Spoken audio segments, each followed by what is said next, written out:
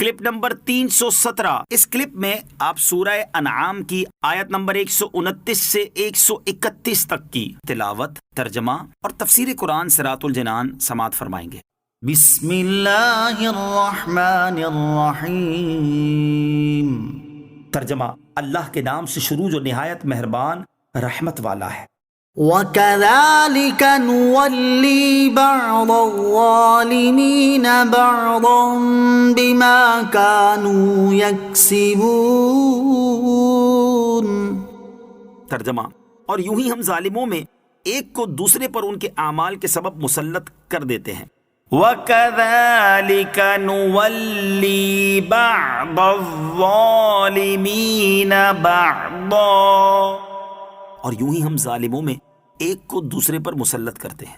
یعنی جس طرح ہم نے جنوں اور انسانوں کو رسوا کیا یہاں تک کہ انہوں نے ایک دوسرے سے فائدہ اٹھایا، اسی طرح ہم ظالموں میں سے ایک کو دوسرے پر ان کے اعمال کی وجہ سے مسلط کر دیتے ہیں اور ظالم کے ذریعے پکڑ فرماتے ہیں۔ ظلم کرنے والوں کو عبرت انگیز نصیحت۔ اس آیت مبارکہ میں ظلم کرنے والوں کے لیے بڑی نصیحت ہے۔ چنانچہ حضرت ابو عبداللہ محمد بن احمد قرطبی رحمۃ اللہ تعالی فرماتے ہیں، اس آیت میں ظلم کرنے والوں کو تنبیہ کی جا رہی ہے کہ اگر وہ اپنے ظلم سے باز نہ آئے تو اللہ تعالیٰ ان پر دوسرا ظالم مسلط کر دے گا جو انہیں ذلیل و خوار اور تباہ و برباد کر دے گا۔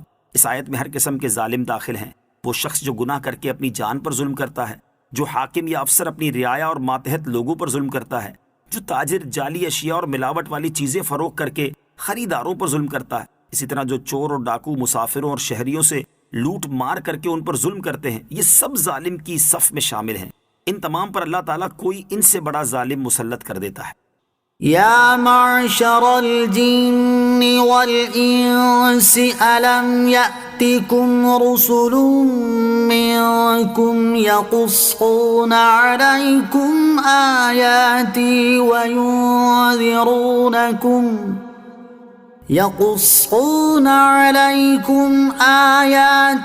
وَيُنذِرُونَكُمْ لِقَاءَ يَوْمِكُمْ هَذَا قَالُوا شَهِدْنَا عَلَىٰ أَنفُسِنَا وَغَرَّتْهُمُ الْحَيَاةُ الدُّنْيَا وَشَهِدُوا عَلَىٰ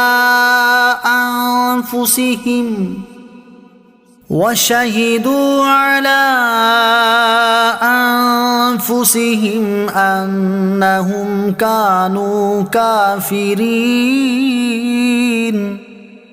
ترجمہ، اے جنوں اور آدمیوں کے گروہ، کیا تمہارے پاس تم میں سے وہ رسول نہ آئے تھے جو تم پر میری آیتیں پڑھتے تھے اور تمہیں تمہارے آج کے اس دن کی حاضری سے ڈراتے تھے؟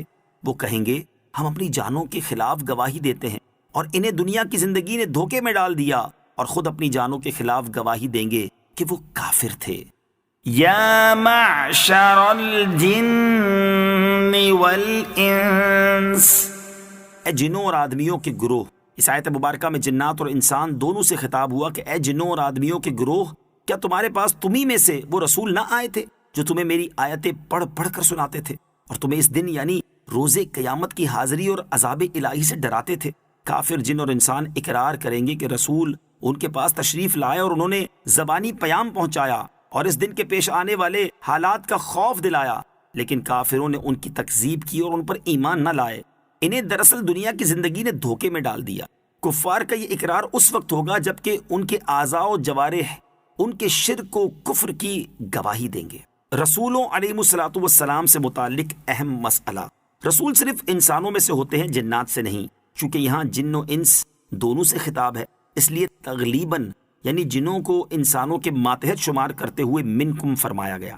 بہرحال اس سے یہ ثابت نہیں ہوتا کہ جنات میں نبی آئے، ہاں جنات کے لیے نبی آئے مگر وہ انسان تھے۔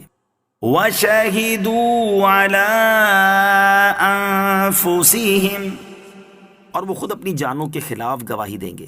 قیامت کا دن بہت طویل ہوگا اور اس میں حالات بہت مختلف پیش آئیں گے۔ جب کفار مومنین کے انعام و اکرام اور عزت و منزلت کو دیکھیں گے تو اپنی کفر و شرک سے انکار کر دیں گے اور اس خیال سے کہ شاید مکر جانے سے کچھ کام بن جائے یہ کہیں گے واللہ ربنا ما کننا مشرکین، یعنی خدا کی قسم ہم مشرک نہ تھے اس وقت ان کے منہوں پر مہریں لگا دی جائیں گی اور ان کے اعضاء ان کے کفر و شرک کی گواہی دیں گے. اسی کی نسبت اس آیت میں ارشاد ہوا وَشَهِدُوا عَلَىٰ أَنفُسِهِمْ أَنَّهُمْ كَانُوا كَافِرِينَ.